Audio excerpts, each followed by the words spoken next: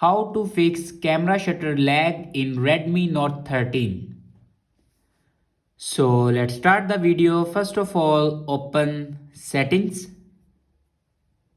In settings, scroll down and then click on apps.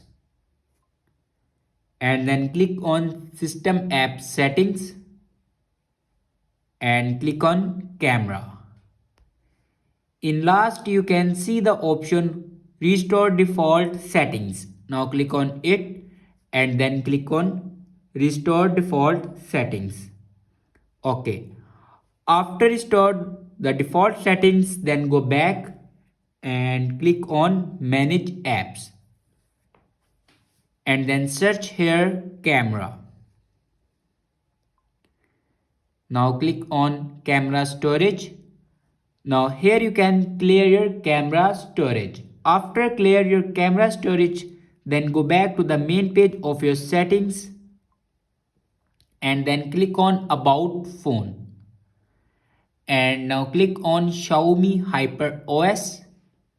Now here you can check your software updates. If it doesn't update to latest version, then update it to latest version.